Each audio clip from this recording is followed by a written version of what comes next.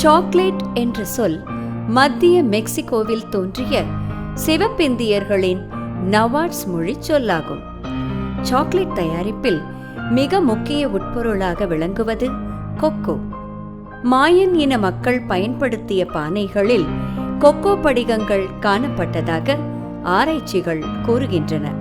அமெரிக்காவை கண்டுபிடித்த Christopher Columbus Spain நாட்டின் ஆளுநர்களுக்கு முதன்முறையாக கொக்கோ கொட்டைகளை அறிமுகம் செய்தார். இதனைத் தொடர்ந்து கொக்கோவை ஒரு பானமாக ஐரோப்பியர்கள் பருகி வந்தனர்.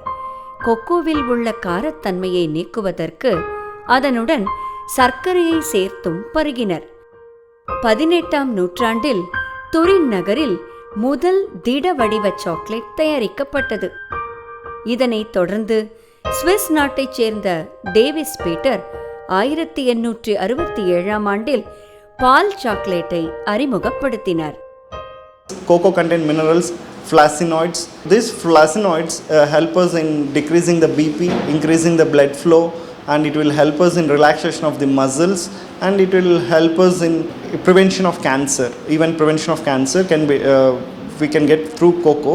Okay, the contents which contain flavonoids which contain cocoa. Then minerals which help us in the maintenance of the normal vitality of the body. So then when coming to the sugar is the something like carbohydrate which will help us the energy. ஆரம்ப காலத்தில் தென் ஆப்பிரிக்காவிலிருந்து கொக்கோ விதைகள் இறக்குமதி செய்யப்பட்டது. இவ்விதைகளை மண் நிரம்பிய பைகளில் போட்டு நாற்றுகளாக வளர்த்து பின் அவைகள் மண்ணில் நடப்படும். குளிர் பிரதேசங்களில் மட்டுமே வளரக்கூடிய இம்மரங்கள் தமிழகத்தில் கொடைக்கானல் அருகேயுள்ள கும்பரையூரில் பரவலாக விளைகிறது.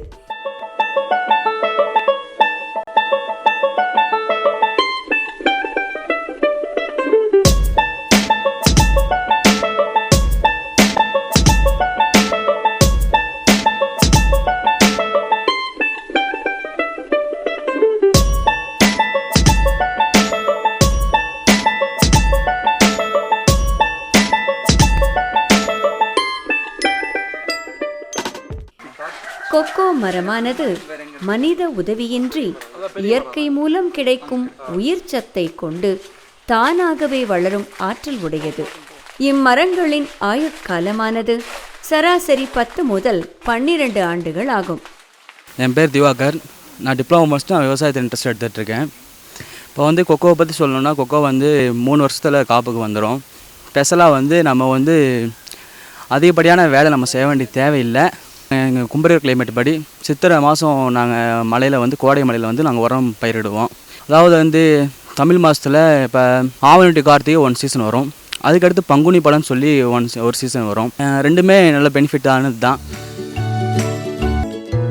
பறிக்கப்பட்ட கொக்கோ கனிகளிலிருந்து கொட்டைகள் பிரித்தெடுக்கப்பட்டு வெயிலில் உலர்த்தப்படுகின்றது.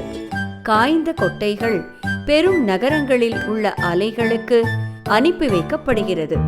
இங்கு கொட்டைகள் பவுடராக அரைக்கப்பட்டு கோகோ பவுடராக பேக்கிங் செய்யப்படுகிறது.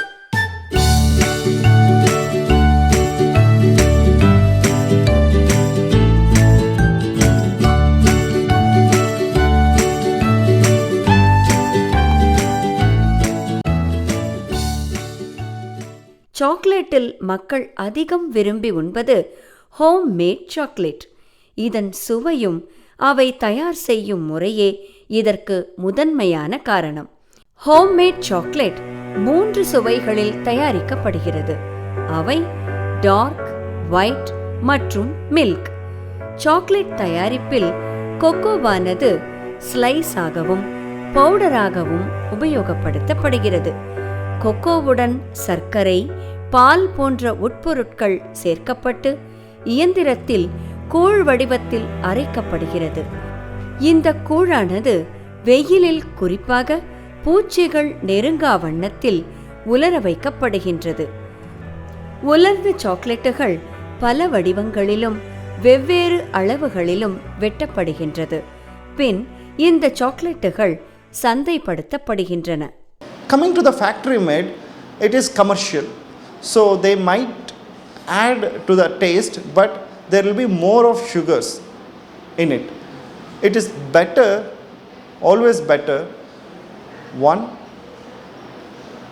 to go for an homemade chocolates. It will have more nutritious, containing the more of cocoa and more of dry fruits we can add, and it will be helpful for our health. But if you take a factory made, the few contents will be reduced to make the chocolate affordable. So they will add more of less of cocoa and less of dry fruits or milk protein. They will compensate with more of sugar and flavoring agent. So always, to health point of view, our homemade chocolates will be the best when comparing to.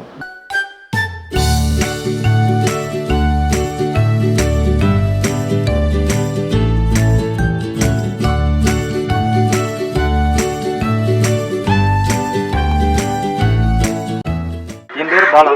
நம்ம குறையான ஒரு 10 இயர்ஸாக chocolate கடை வச்சுருக்கோம். இதில் வந்து பார்த்தீங்கன்னா அதிகமாக move ஆகிறதுக்கு ஹோம்மேட் சாக்லேட். இங்கே வந்து பார்த்தீங்கன்னா ரோஸ்டட் ஆல்மண்ட், பாதாம், பிஸ்தா, கேஷ்யூ, இந்த மாதிரி ஒரு 24 வகையான சாக்லேட். இது வந்து பார்த்தீங்கன்னா மேக்ஸிமம் நார்த் இந்தியன் கெஸ்ட்டு தான் வாங்குவோம். வந்து ஃப்ரிட்ஜ் இல்லாமல் 2 மாதம் வரையும் வச்சுக்கலாம். ஃப்ரிட்ஜ் இருந்தால் ஒரு 6 மாதம் வரையும் வச்சுக்கலாம். இங்கே கொடைக்கானல் கிளைமேட்டுக்கு 50 வருஷம்னாலும் இந்த சாக்லேட் கெட்டு போகுது. பல்வேறு நற்குணங்கள் சாக்லேட்டில் இருந்தாலும் அவற்றை அதிகமாக உட்கொண்டால் பற்சிதைவு ஏற்படும். Convert sugar into acid. That acid pH is something like 5.5. The acid pH is something 5.5. This 5.5 pH, if acid level increases in the saliva, it will cause demineralization. It will cause demineralization. That means that it will remove calcium from the tooth. If you remove the calcium from the tooth, definitely that will convert into decay. Okay, decay is nothing but sottepalla. Okay, so this is the method, the formation of how the sugar causes decay.